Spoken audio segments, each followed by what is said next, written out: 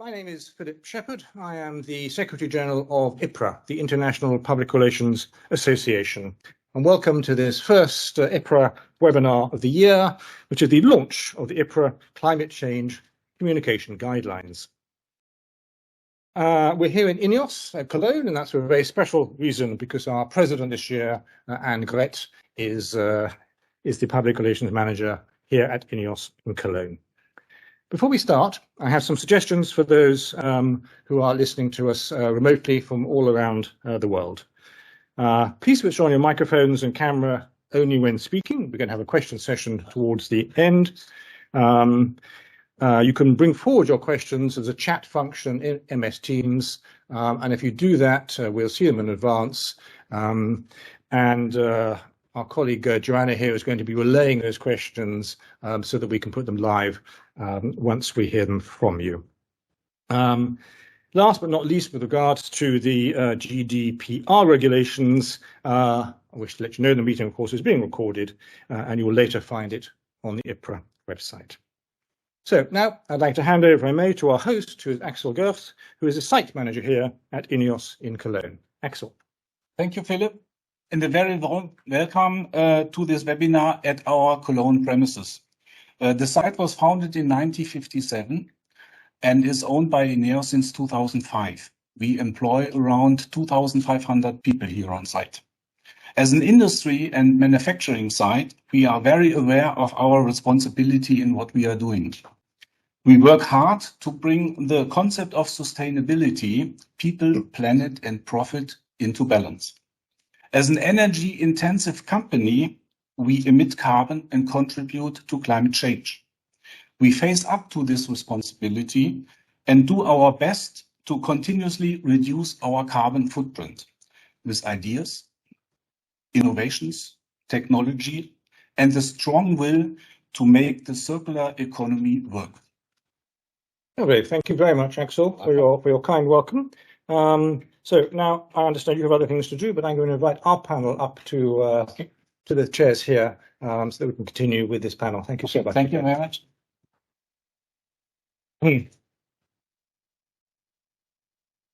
So let me welcome to our panel first our 2023 President, Anne Gret.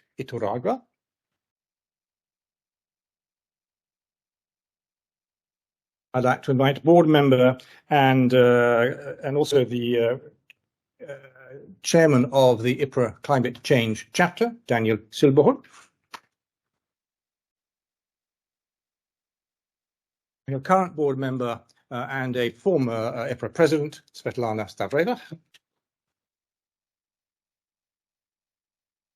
And from outside of IPRA, we have Henk van Limpt, who is from Scientists for the Future, and also former head of the division of Erasmus, International Vocational Education at BMBF in Bonn. Henk, you're very welcome. And we're going to learn from Henk a little bit about what his glorious title means in a moment. So, to start off, Anne Gret, might I ask you to give us some context to climate change and the impetus behind this exercise? Oh, thank you. The science about climate change is unequivocal and attributable to human activity.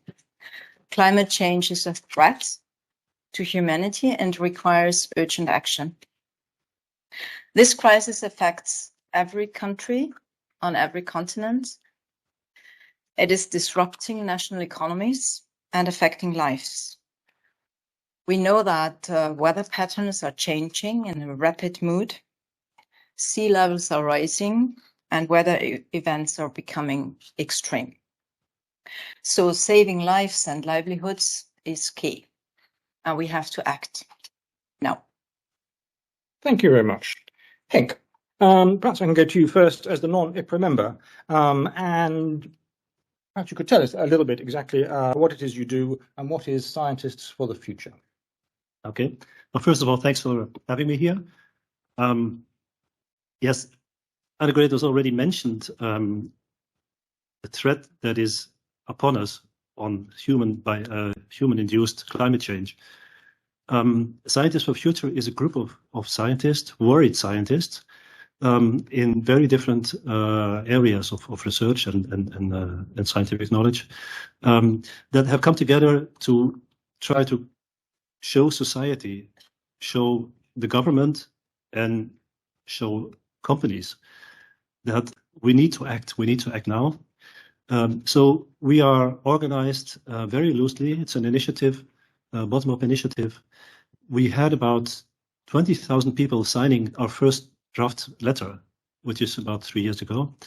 And we're organized in Germany in local groups. So I represent here Scientists for Future Cologne Bonn. And I'll talk more about what our interest is later on. Super. Thank you very much for that. So it sounds like you might be perhaps best placed of us around the panel here to give another element of context and just to get it on the record of this IPRA webinar, to perhaps say a few words about the Paris Agreement. What is it and why is it so important? The Paris Agreement 2015 is when at UN level, countries came together, all countries came together and decided that a human-induced climate change requires action. Things need to be done. And they also decided at that point that within this century, we should not exceed a 2 degrees heating of the atmosphere over the level we had at pre-industrial times. So, and at best, only 1.5 degrees. And in order to do that, each country should define their own commitments, their own goals, their own ways how to reduce exhaust of emission of greenhouse gases. And this process is ongoing. So at the moment, countries are defining their goals. They are being scrutinized, tested, and optimized even. But this will take a long time, and there is no way that the UN process can sort of sanction countries when they are not acting. So it is on a voluntary basis. Sure. But that's what Paris said. Paris said 2 degrees at the most, and at the moment we're heading for 3 degrees. So it's not good. Yeah, lovely. Thank you for that. Daniel, let me turn to you. You had the inspiration for a chapter within IPRA on climate change. We've had chapters in the past which have been based on country or region, and this is the first one that is thematic, based on climate change. Can you tell us a little bit about the links between IPRA and these guidelines? Yes, of course. So we all know, working in PR, that PR has a role to play in society. And as you have heard before here, and as, for example, the World Economic Forum risk report that has just come out clearly says, climate change is probably the biggest topic and how we deal with that. And this is exactly the reason why we decided to launch the climate change chapter last year, because we knew this is something we really need to look into, and where our members also need guidance and where we want to influence the industry as a whole. And the reason why we're here now, all of us here, is, of course, the guidelines we're launching, and that's one of the big contributions we had so far. And IPRA, of course, in all that has a very special responsibility, because we have consultative status within the United Nations. So that really links us with the Sustainable Development Goals, the SDGs. And there, of course, we particularly take our lead from SDG 13, climate action, which tell us to take urgent action to combat climate change and its impacts. So this is why we at IPRA are aware and know that we have and we want to use our skills to improve public awareness of climate change, A, and B, to actually also strengthen climate action so that something happens. And we want to do this by inspiring truthful dialogue and stakeholder engagement. And the reason they are being, of course, is because PR is the link between organizations and the various publics. So we connect the dots, we connect the people, and we help engage and implement sustainable change. So we know the science. Yeah? Henk is one of the people who can testify to that, and we know what we have to do. There's loads of reports on that. And as David Attenborough said, saving the planet is now really a communications issue, and that's why we're here. Lovely, thank you for that. Svetlana, another element of context. You helped develop just last year a survey we did on climate change of IPRA members. Can you give us a little bit of information about the key findings of that survey? I'm very proud of this survey, Philip. As you know, this is the second survey of IPRA where we check the pulse of what our membership of more than 12,000 people thinks. And the results of this survey related to climate change was very, very clear. 90%, almost everybody who responded to the survey believed that the PR profession has a role to play in tackling the climate change issue. In addition to that, almost everyone believed that the climate problem will become a problem not only business-wise, but also personally. And therefore, 77%, this means 2 out of 3 people believe that the PR profession has a role to play in helping tackle the issue, especially because of the climate change problem has so many dimensions. Like it is about sustainability, waste management, greenwashing, net zero emissions, and so many more aspects that should be explained so that the people know what they mean, and so that everybody knows how to solve this. Okay. So in those earlier figures, it was showing what the profession perceives as the importance of climate change to them. Now, in your last one, it was interesting. It was talking about the feeling the PR profession had that the profession itself can make a difference. Can you say a little bit about how important that is for our guidelines? Yes. First of all, everyone, and as Daniel said, this is now becoming a communications issue. Why? Because the climate change problem, the way how we will solve this depends not only on every organization, but on every one of us. So it must be a global effort. And as a global organization, IPRA is in a unique position to lead this global effort and to show the way, to explain, to educate. And let me tell you the good news here, because maybe some of you will remember that back in mid 80s, it was then discovered the ozone layer was fading. Then it was very soon was adopted the Montreal Protocol, which led to a global effort, global support, and global buy-in on a personal and professional and organizational level, which now is leading to the fact that the ozone layer is being recovered. So, and this was in just 10 years, or let's say 15 years, everybody, because of the global support, was able to do their own part so that the agents that are causing the ozone layer to fade are now dismissed. And now we can say proudly that it will recover until in the next 20 years. Thank you. So it's a global effort, and IPRA has a unique role to play and the unique capabilities to lead this effort. And a unique president now. Talking of whom, Angret, I believe these guidelines are linked to the IPRA Code of Ethics. Now, as many of us in IPRA know, and those watching, I also hope may know, the Code of Ethics was first drafted in Venice and Athens back in the 1960s. It was later updated and consolidated in 2011. And I think we last had a review of the wording of this, something like in 2020, just to see if it was still relevant. What sort of things are mentioned in the code, and how does that link into the guidelines, Angret? The climate communication or climate change communications guidelines take 7 out of the 18 articles we have of the IPRA Code of Conduct. And we interpret implementation with respect to the climate change communication.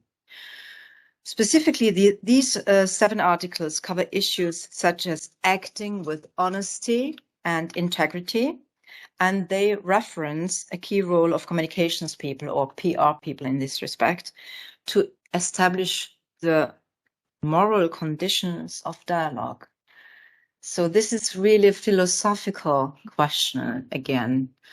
So I would strengthen it in the way. So where do we want to head for, you know? Do we really strive for a world that is worth living, yeah? And for our kids and grandchildren. Yes, and the further undertakings are such as being open, transparent, and ensuring truth and accuracy. Lovely, thank you. And I believe there's also reference to fake news. Oh, yes. Not using that phrase at the time when we drafted the guidelines. The bad word of the last 3 years, I would say, or even longer. So Article 8 of the IPRA code is an undertaking not to disseminate misleading information. It has been there since the 60s, believe it or not. And this is really interesting because it's present and it shows how forward-thinking our ancestors within IPRA were, that were drafting the Code of Athens. Yeah. Amazing. 60 years ago. Yeah. So, Henk, this may be the first time that you heard about the IPRA Code of Ethics, but of course many other organisations have their own codes and principles. Are you aware of other bodies who have done sort of codes or something like this to do it related to climate change? Not in the sense that you're doing it at the moment, but of course there are many organizations or many initiatives where people come together, where organizations come together and define for themselves their goals of protecting climate change or avoiding climate change. Like the Covenant of Mayors has been around for a long time, where communities come together and say that they commit themselves to certain goals. There are many labels that are given to organizations, to people about their effect on the climate. And we, as just mentioned, that we're active in Cologne and Bonn. We have started an initiative to gather together organizations and companies within Cologne that commit to the goal that the city itself has given itself. The city has given itself the goal of being climate neutral by 2035, which is day after tomorrow, really. Yeah. And how they want to do this, it's an open question. We discuss a lot with the city itself, with the council, but we have decided as a group of scientists to start our own initiative and to gather momentum by organizations within Cologne to show their measures, their effects, and the things that they undertake to adhere to. Yeah. In the end, climate neutrality in a few decades. Thank you. So let's move on to the guidelines themselves. Daniel, and I believe you came up with the idea of 3 separate responsibilities of a PR practitioner.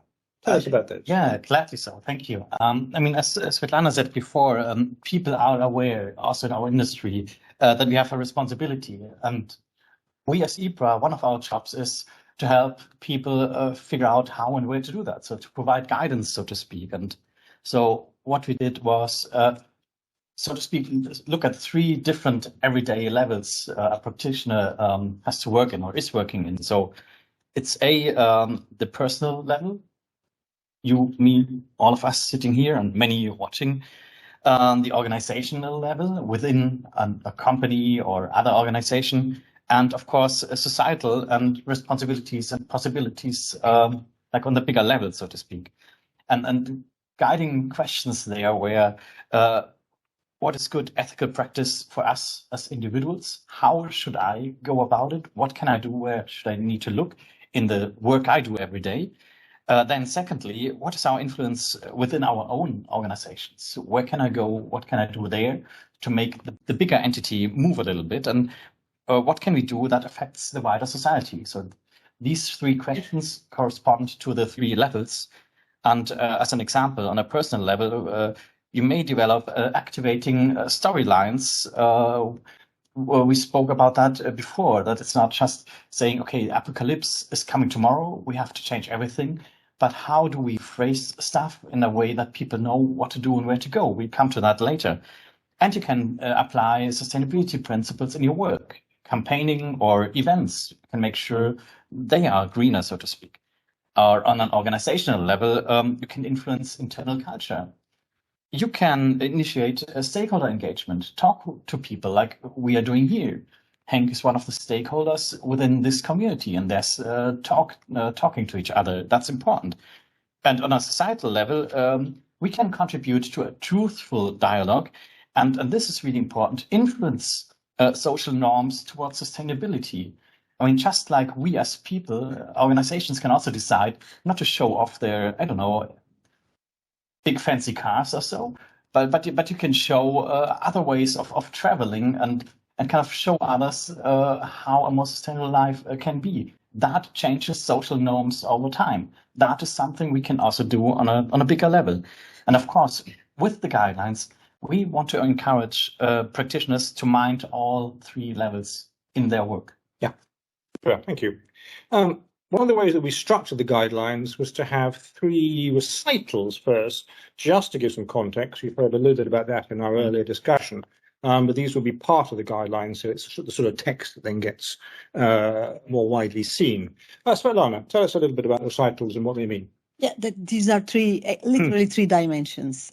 First dimension comes from the fact of our unique position and cooperation with the United Nations, and especially with United Nations work with regards to Sustainable Development Goals in goal number 13. So this position of IPRA helps us stop forward thinking, research, knowledge, which we pass on to our members. Second layer, so to say, is the skills. And as we are a global organization, we realize that the climate change is a problem that has many dimensions, as I already said. So as a global organization in PR, we have the skills and the capabilities through our members to work on every of these dimensions that would help people and organizations contribute to a lower emissions or to slow down of the climate, of the temperature, of the warming.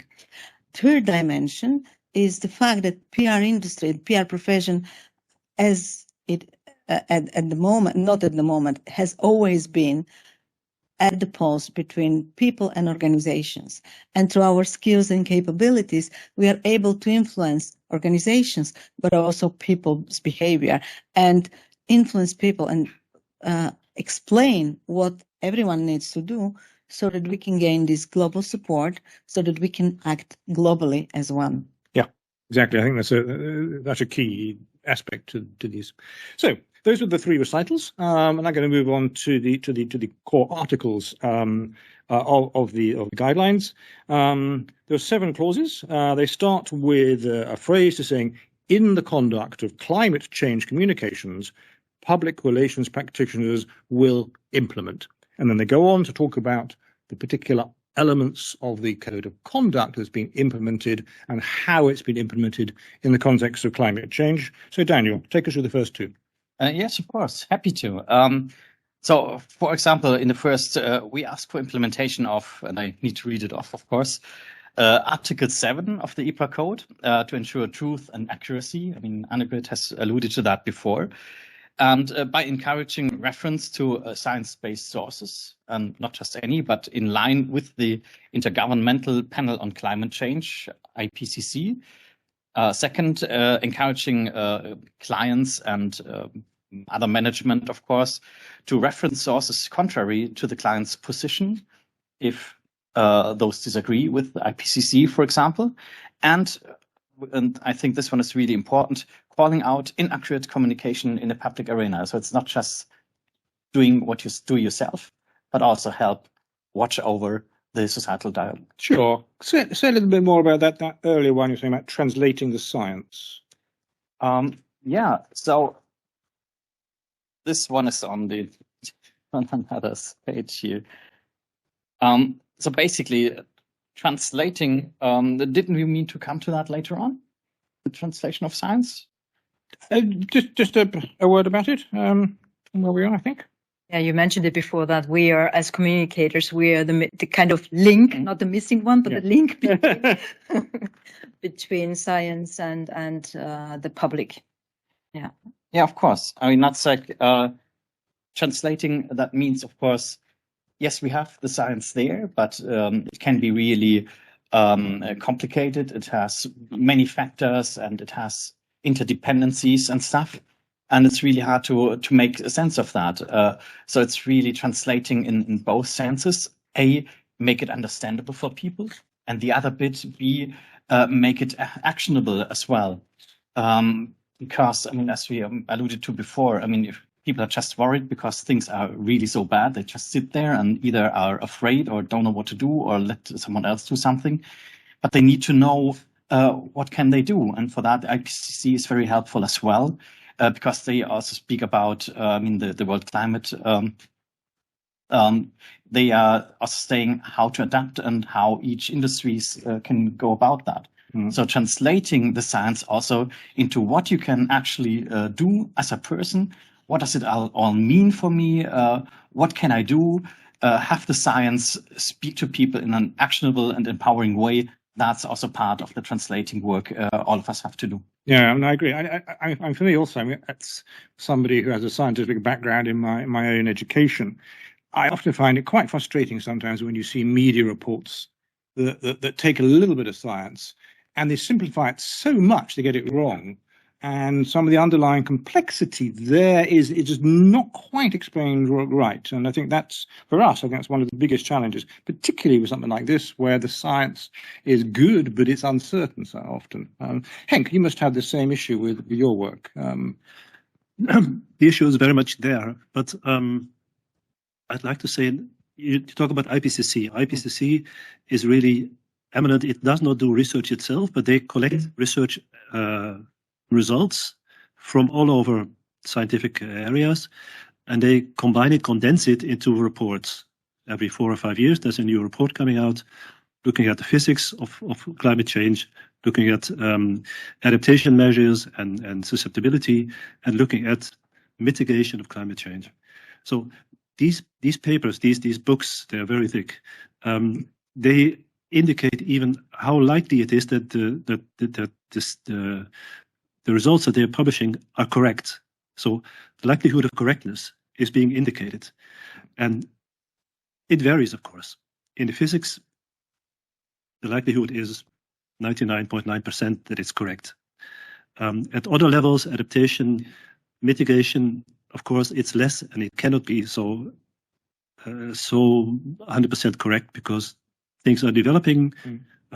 This is new science, and it is science working in practice. So they're looking at practice, and that cannot be 100% certain. But IPCC, for us, is the milestone. It's the benchmark that we use in order to communicate, because this is the best collection of knowledge that there is. And we as scientists for future, we think and we try to explain to people. It's very interesting when you go onto the streets and we do this, and then we talk to people that pass by and we explain the results of the science. It's often something very small that you need to explain in order that the coin drops, in order that people really understand, okay, this is what it's about. And that's something that for IPRA and for your members, it should be very important to look at IPCC, but also to look at communication ways, communicate in such a way that it can be understood by a broader public. Yeah. Science is talking to science, but we need and you need to talk to the public. I mean, that was clause 1 of our guidelines. Angret, take us through clause 2. Yes. In clause 2, we ask for implementation of Article 3 of the IPRA Code of Conduct to establish the moral conditions for dialogue, which just spoke about that. By, and now there are 3 points, fostering an internal culture in which colleagues feel safe to voice concerns. I think this is really important in organizations such as INEOS, as we have in big corporations. I think this is something that is really key, that you can speak up.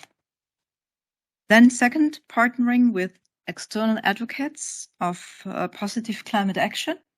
And the third one, promoting climate education, which I spoke about that as well, in the professional and public arena. Yeah, so on number 2 there, partnering with advocates, we've got one sitting right next to you. Yes. And say a bit more about climate education then. Oh yes, this is something where really my heart is incorporated. I think that climate change education starts really very early, almost in kindergarten. And just recently, Times Magazine published a list of 14 books that are climate kind of climate education books. But what, and this is really interesting, they said that before introducing, and I'm quoting now, before introducing children to climate change, it's important to give them a foundational love and curiosity of the environment. Early elementary kids in particular aren't ready to grasp the nuts and bolts of climate science. How can they? It's not their job anyway. But they are capable of developing an appreciation for the world around them. And as you said before, it's very complex. It's affecting our social, economic, and we sometimes don't even have the technology to tackle what is ahead of us, which is kind of worrying. So what we need to do is to engage schools and teachers with, and this is a word I love. It's the abbreviation is IPSA. It's inquiry-based science education. Mm-hmm. So we need to encourage youngsters to think critically and creatively. And I think with this asset, then we have the best we have them best equipped to develop their capacity to respond with meaningful actions. And I give you just a very short example.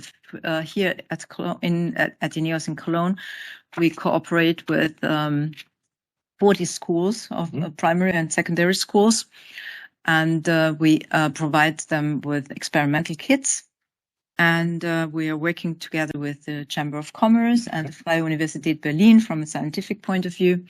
And kids are on their own doing the experiments. The teachers are in the background, and they really do kind of scientific education there. And they do science because they ask why is it like that, and why is X, Y, Z like that. I think that this curiosity and this really asking for what is behind something. It's engaging curiosity in what they do. Engaging in curiosity is absolutely key, I think. Yes. Thank you. Yes. Svetlana, take us to the next two clauses, please. So Article 4 and Article 5, they are about the way how organizations work. And it's just simply about adding the climate issue to the overall mix of how organization tackles its communications. First dimension, and this is Article 4, if I'm not mistaken, is about organizations reporting their own emissions and minding what kind of emissions do they have and how they can reduce or commit to reducing or to coming to net zero, for example. And what is encouraging, and I see it in many organizations, bigger and smaller, they are now, first of all, starting to appoint chief sustainability managers or any kind of managers that are minding the climate topics as a whole. And secondly, they start committing to net zero emissions. And this is when an organization and corporation with an image and reputation does this, we know that it will happen. Second part, and that's Article 5, comes to what organization does for its clients and for its ecosystem.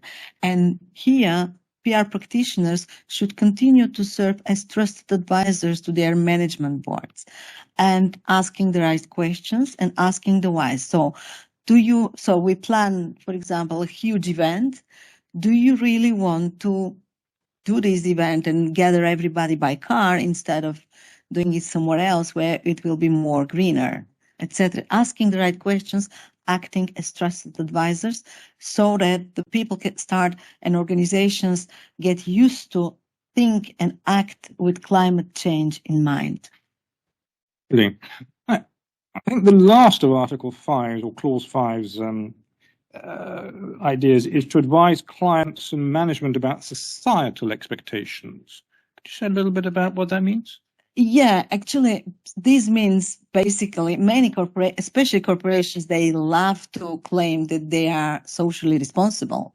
And this means basically asking them to be really socially responsible and to mind not only their commercial goals, but also take their vision and act with a vision and mission in mind that goes beyond commercial goals, that does good to the society as a whole. And by the way, this is no news to us as a PR profession, because we saw it already, that when an organization engages with the causes that go beyond its direct commercial interest, it gains much more better reputation and a bigger credibility. So this is not a news. We just need to kind of make the flag to our boards and to point to the topic so that the solutions start appearing. Yeah, thanks. So the next cause is quite an important one, I believe, Daniel. So tell a bit more about that, because we're now starting to make specific reference to some of the things we were mentioning earlier. Yeah, it's especially so important because, as I was supposed to introduce those first, that's why you were confused. I was jumping a little bit. Apologies for that. So actually, at the start, we speak about something here in Article 2 of the IPRA code, which refers to acting with honesty and integrity. And there, in our guidelines, we speak about ensuring honesty in climate-related communications. And nowadays, it seems a bit strange that we have to emphasize that. But yes, it's always good to say. And also, that goes against all the deliberate greenwashing attempts, of course. Ensuring honesty in climate-related communications. And the second one in that list, translating the science into communication that can be understood in the public arena. And we spoke about that a little bit before, so I will connect to Henk what you said, because you introduced the IPCC before. And I think we need to stress that body a little bit. It's actually the United Nations body for assessing the science related to climate change. It's also known as the World Climate Council, and it really is the most authoritative source of climate-related insights that we have. I mean, if you just take the 2022 latest report by them, 782 scientists have written that, and there were hundreds of others of contributors.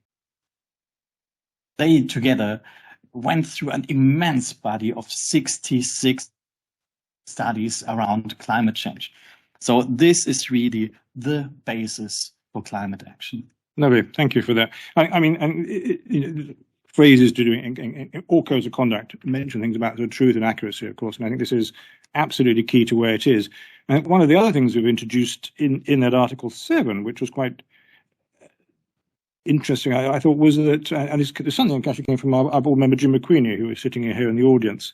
It was encouraging clients to reference sources that could be contrary to the client's position. I think that, you know, this is again a very much key job, I think, of PR practitioners, to bring up things that clients may be uncomfortable with, but nevertheless are truths that need to be known.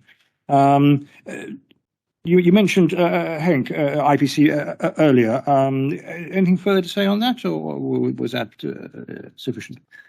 Maybe there's one point that I didn't make before. I spent some time in the Ministry of Research and Education in Bonn, also working for a program on climate change, research on climate change. So I had some insights at that time. And one experience that I had is I was in Paris, where people were discussing the summary for policymakers. You know, IPCC gives out big manuals, but the summary for policymakers is being accepted by each country that is there. And these are very heavy negotiations going on, very long. And in the end, if a summary for policymakers is adopted, it means that the countries accept this as their own guidelines. Yeah, I think that's an important thing to keep in mind, because you said 2022. Okay, then at that point, those countries said this is correct what they said there. Yeah, this is the classic conflict between sort of top down and acceptance by the lower levels. Right. Yeah, but it waters down a lot of the things that are being said, but still, in the end, it is accepted. Yeah, and taking ownership. Yeah, super. Angret, tell us a bit more about the next clause, which gets to the heart of a highly significant climate communication issue. Yes, a key one. We ask for implementation of Article 8 of the IPRA Code to not disseminate misleading information by preventing greenwashing in communication by referencing science-based data. So this is key. And we know that lies don't take us anywhere. And we know also from history that truth always comes to the surface. Mm-hmm. And I think that companies that yet think that greenwashing may help, they will pay a high price for that. So I therefore believe that there is a power in adapting auditors or audits by renowned institutions and really check if words are just words or if the words and the actions are aligned. Right. This is putting a check on greenwashing into the auditing process. Yeah. Exactly. Interesting. Yeah. Super. Svetlana, final clause is quite an interesting one too. Yeah, Yes, and more. I'm going to read it as a whole. Okay. So we ask for the implementation of the Article 10 on the IPRA code to not use organizations serving undisclosed interests by not using institutes that are funded by organizations which are significant contributors of emissions of that deny climate change. Basically, this is once again to reinforce that we ask organizations to walk the talk. If everybody has agreed already that climate issue is a real issue that affects the entire planet, then every person and every organization should do their bit in order to solve the issue.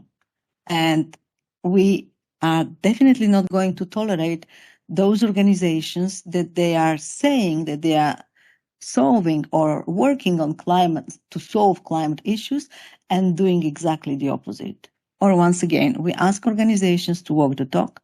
We ask everybody to be the change that we all want to see, hopefully sooner than later. Lovely. Thank you very much for that. So that completes the text of the clauses of our guidelines. Daniel, what are going to be next steps for these guidelines after today's webinar? Yeah, thank you. So obviously, today we launch the guidelines, and there will be communication around them next week, press release, web presence, social media. But of course, it's not enough just to put a paper out. So there's more to come. So later in the year, we will host more climate-related webinars, for example, on, for example, award-winning climate PR campaigns from our climate change category in the Golden World Awards. And we seek to continue to discuss how the guidelines are used around the world. And of course, around that, you can also expect thought leadership articles. You mentioned net zero communication before, so there will be stuff coming out around these sort of lines. And of course, everybody in here and everybody watching online, you can immediately join the conversation in our climate change chapter group on LinkedIn for exchange. Everyone is invited to be part of the dialogue because that's, of course, the thing that we need. We have a lot of paper. We need to talk, and then we need to walk the talk, and we will try to inspire that a little bit. We want the guidelines to really have an impact. All of us sitting here, all of us watching, basically, I would say at least 90% of the industry who we said in our survey, they are aware of the responsibility. So we will continue the conversation, and we hope to inspire and encourage implementation of those guidelines. Excellent. Thank you. And The we'll guide- keep yes? just one comment. We'll keep sharing best practice because our competition, Global World Awards, is coming, right? It will soon be open, so we are welcoming campaigns that are showing in practice how these issues can be solved or how can we contribute to the solutions. Yeah, it was interesting. That was one of the first recommendations actually that came from the climate change chapter, was to add a category to the Golden World Awards on climate change. And we got a bunch of entries from that last year, and some very good entries that won. So that's something I hope is a category that we will see growing over time. And we look forward to more because actually this is an uncharted territory, right?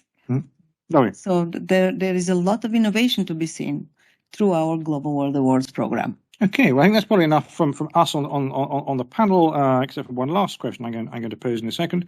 So I'm going to open it up in a moment to questions from the floor, and that's a group of people, mostly members of the IPRA board, who are present with us here in Cologne. If you're listening online, please put your questions in text in the chat function, and they will be read out for you, and we will do our best to respond to those. But perhaps first, Henk, may I ask if you've got a question for us as IPRA? You're the outsider here, so Yeah. maybe there's some things you want to ask us. Question and a remark, and I'll put it all together. Sure. Svetlana mentioned the ozone problem that we had in the 80s. This was recognized. The cause of the ozone depletion was recognized by science, and we found fixes. So we were able to cure it. It will take some time, but we were able to eliminate all these fluorinated hydrocarbons that were causing ozone depletion. The climate change has been recognized much longer, and we know the cause, human-produced greenhouse gases, but the fix is not so easy. And this is the problem. And so when you mention that 90% of the companies are aware of this problem, they also, I must say, they are the problem. Because it's the way that our industry is organized that is bringing us to where we are at the moment. So it needs a very big change. And I want to put it this way, that when you are communicating about climate change, about human-induced climate change, could you focus on solutions? If you focus on the way that the climate is going, and 3 degrees world is horrible, and we can describe all of this, and we can see now already what happens when we have 1.3 degree heating, which is not so much, but it's very effective at the moment. We see huge changes. So if you describe a 3 degree world, this is a horror scenario, and it does not help to do that. It helps to give answers, to show where solutions are, where possibilities are. And I think we need to show where chances are. Something that from my work I realized a lot is that young people need to take up those jobs that we need to solve these problems. In Germany, we're facing a huge lack of qualified people in the building area, installation of buildings, installing photovoltaic panels, all the work associated with the solutions are not so attractive at the moment, even though this should be markets for the future. That's something that I would like you to think about, and to see if maybe in your work you can add some of this forward-looking to the communication. Yeah. Perfect. I mean, I couldn't agree more with you, because very often we focus on the things we will lose. Yeah. We don't speak enough about what we can win. I mean, there's this little story I like to relate. Like when I went to Lisbon, not by plane, but by night train. Of course, it takes more time and it is more expensive, so it's luxury to travel like that. But if you take wine and cheese and bread and read the book Night Train to Lisbon on the night train, yes. That's quality of life, of course, in a luxury segment. Yeah. But there's loads of such things in other places, and that's exactly one of the things that you want to do by emphasizing great PR campaigns around climate change. So yes, you speak fully to my heart here. Okay. Now, Annegret, you're spokesperson for one of the largest Yes. employers here in Germany. Any thoughts on that? And I'll get to Svetlana in a second. Would you like to add? I just wanted to refer to what Axel mentioned when at the beginning of this conversation, actually, that Ineos is a chemical company, but because of the innovation that it drives, and because of the awareness of the climate problem, it is under control, this problem, right? It needs work, but it's recognized. It's not a lot of work. The innovation that they use to tackle it. Yes. Yes. Yeah, we tend to say, join us. That's a great place to tackle the future problems. Yeah, it's true. But as you all said, it's so important not to paint a black future. Mm-hmm. Because I experienced that when in the 70s, the world was really, the forests were dying, and there were a lot of atomic bombs threatening us. I mean, they're still here, but I think that we have come down a very good way, and I'm quite optimistic in the future. with the knowledge and the intelligence of our future kids and grandkids and the youngsters. And we know from psychologists, if we paint the future black, people tend to lay back and say, okay, I cannot do anything because I'm overwhelmed about the situation. But this is not the case. We still can do something, and we need to do something. We urgently need to do something. We cannot lay down and say, okay, the damage is done and that's it. No, the earth is really worth it to tackle that. Mhm. And I think if we as communicators, and I wrote it down because I thought it makes sense, when we are able to tell impactful stories, because that's how we are wired, to sit around a fireplace and tell each other stories. And if we are able to share great examples of innovations, I'm sure there will come a lot of innovations in the next couple of years. And if we can show the positive contributions of our industry, especially, and we can, and if we talk about, or if we show small but effective things, like not eating meat anymore, for example. So, and then we can create a better and sustainable world. And then if we are able to do that as communicators, then I think we've done a good job. Super, thank you. So small but achievable steps, Yes. and also the science may be backing that. Oh, absolutely. I mean, for me, I think things like the science of sort of surface coatings, which can be heat resistance and electrogenerating and all this sort of thing is the hope for the future. Huh? Yeah. Well, of course, that level is one thing, but we also need the systems change. But Absolutely. for that, we need other conversations too. So it's important not to zoom in onto one aspect. Also, my little story is just a tiny little bit.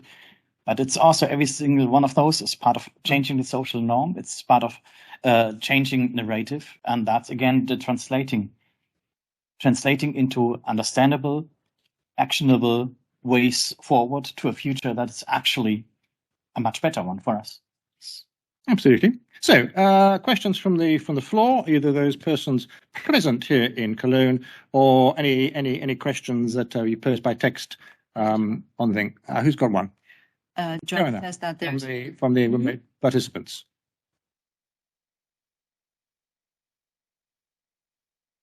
Start from, Climate change literacy. Literacy. Yes.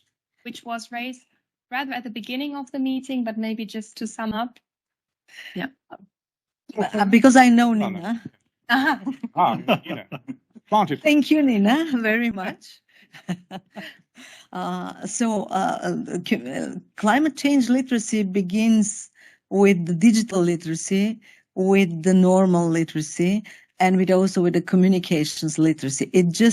The climate change issue comes on top of everything else we need to deal with from the very beginning of our lives. And as Annegret said, it starts in the kindergarten, because we need to instill the love in kids and the mindset behaving in a protective to their environment way. That's it. And that's a culture. This is a culture. Yeah. And it has to continue into higher education. I mean, we mentioned the campaigns before, and I'm also teaching at Erfurt University, and I'm using great campaign examples to talk about what we can do as PR there. And also there, for example, we have these definitions of PR. In my class, for 2 years now, we put on all these traditional definitions of PR, and then I'm open the floor and discuss, shouldn't PR be linked to the Sustainable Development Goals? That this should be the bigger frame. I mean, as companies are more and more held accountable to them as well, not just as an obligation, but also as an opportunity, because what we speak about here is not something contrary, a society here, companies there. No, we all win or we all lose. And this is one of the things I'm very happy about with these guidelines, because in those guidelines, we explicitly link to the core SDG of climate action number 13. Yeah. So implanting a direction throughout the whole educational path, I think, is really the answer. And SDG 17 cooperation, which is as well really important. Yeah. Yes, GD17 is what cooperation between Yes. different organizations. Partnerships exactly. for the Partnerships for the yeah, Right. exactly. Yeah. Yes. Super. So thank you, Nina, for the great question. Thank you, Nick. Joanna has another one. Exactly. There has been another question raised by Enrique. I'd like to have some thoughts on the corporate values based on the UN SDGs. Don't you think this is standardizing the corporate values? Could you repeat that last bit? Standardizing the Corporate values. right. This was talking about the UN You wanna Sustainable clarify Development it? Goals, and are they standardizing values? Values by companies, exactly, organizations. This is an intelligent question. I mean, I can say something from my practice Yeah. if you want to. Okay. So we have a magazine here in Cologne for, this is addressed to politicians. And in every article we have at the bottom, we have the SDGs that are referring to the article. And we do that in every LinkedIn post as well. I think we have to really implement that because, you know, UN is, I mean, they are there, but they have no kind of power, you know, to implement things. It's us. It's up to us to show how it can work and what it means down to the corporate level, I would say. Yeah. On the other hand, and they are representative of a global value system. It's Yes. some sort of agreement that is there. And of course, a company can decide to go against that. However, how that turns out for the license to operate is a whole critical. different book. Sure. And I'd like to add a word of caution because the SDGs are a collection of everything that is good, and they've put it all together in all these SDGs. But of course, there are conflicts in between. Yes. And especially climate change is very much in conflict with reducing poverty, equal pay for men, women, also discrimination. SDGs are mainly built on growth. If we grow, then we reduce poverty, then we reduce child mortality, then we reduce this and this. But growth means climate change, more climate change. Sure. If we don't do it properly. So the SDGs, I don't think they are really standardizing what companies are doing. But you have to look at what you're doing and see, is it affecting any of the goals in a positive or negative way? But you cannot take all the goals together and say, this is how we should proceed. Okay, so it's not a map, of course. Yeah. But still a frame through which we look at the world, and Yeah, so set that is very important thing. a set of aspirations. I mean, yes, when I first looked at the long list of all of the SDGs, I must say I wondered if there'd been a good communication manager in the room when they were drafted, because it was certainly a challenge it presents. Actually, we've also got somebody in the audience here, Jim McQueenie, who is the IPRA spokesperson to the United Nations communication division in New York. Jim, if we've got a microphone in the audience, which I think we have, Yes. could you just say two words about some of the challenges you think that the UN has in its communication and how we in IPRA can help? Yes. Is that heard? Yes. Okay. The UN as an entity to begin with is really a directional entity, and it's highly political, but it's a muscle-bound political entity. And the SDGs are really, I guess I would call them little C commandments. Thou shalt not kill, thou shalt not steal. On many roads that go out, each one a road. And as you were saying here, they really are connected to each other, but they raise such provocative issues about economic cooperation, political cooperation around the world. They can't get into too much detail because you'll never get consensus. The UN considers it a victory when they can raise them in the generality. I like to and have recommended to the UN that they consider something of a nature, Anna, you were mentioning that you don't want to give gloomy, bad information in the dark to make people just have paralysis analysis and do nothing and die and wither on the vine. Well, I've been particularly enamored by the OECD. They have something called the Better Life Index, BLI, where they basically rank on many criteria. And I think the UN, with its SDGs, should consider something of an overarching thing about a better life index. There's a lot of competition between the rich man's UN, which is what the OECD is, versus the real UN, which really represents the poorer world on that side and the inclusive world on that side. But I think on a communications thing, and we've recommended this, that they consider adopting a form of the BLI. And what is the BLI? It includes many factors, 10 or 12, and you might see the BLI referenced in The Economist magazine. Every year they go in and they write about the BLI. There's even, to an extreme degree, Transparency International and a lot of human rights groups. They have basically transparency in government indexes as well, type of thing. Those are like headline things. There's a lot of criteria they use for it.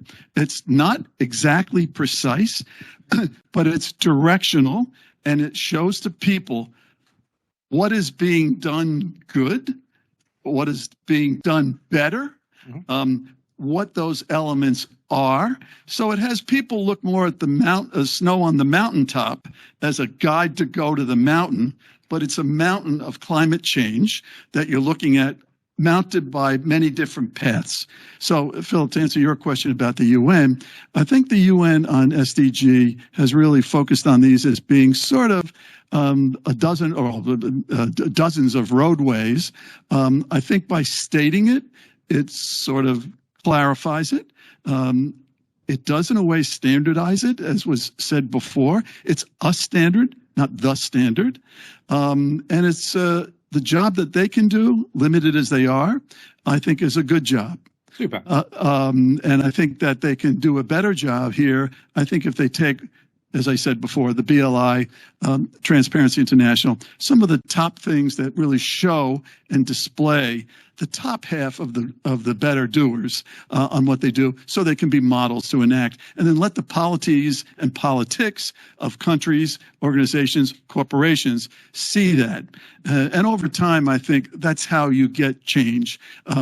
Individually, they have to do it, but they need some sort of road to ride on to do it. Super. Thank you very much for that. And that perfectly, just a quick comment. Yes? We have one more question. One more question. Super. Joanna. One more question from the chat. Is the governance or the compliance approach what makes the difference? Ooh, That's complicated. let me make a stab at that. It's one of the things we have in IPRA, as we talked about, is our code of conduct with an ancient history, and the phrasing of the code of conduct is about, you will do this. This is how it's done. And non-compliance with the code of conduct, based on a complaint-based system, is a reason to expel someone from IPRA. And that's happened in the past. What we've done with the guidelines, and we call them guidelines intentionally, not a code, is implementing certain things within that code and saying, how does this apply to a particular topic or so? And I think there perhaps is a little bit of that difference or so. So it's too, for me, it's too broad a topic to make a code. It's just impossibly long and not very helpful. But the linkage, I think, is the important thing, and that's why we did that. So anyway, I'm aware our time is up. We've had a very fulfilling hour here in INEOS. So thank you very much to our panel, Svetlana, Daniel, and Gret, and Henk. Thank you all for listening around the globe. We'll be back as usual the second Thursday of the month, every month we hope for the next year, with our next webinar. I'll be sending out details of that shortly. So for today, we're closing. Thank you so much. And we hope to see you again, hear from you again very shortly. Bye-bye. Thank you so much. Nice time. Wonderful 2023.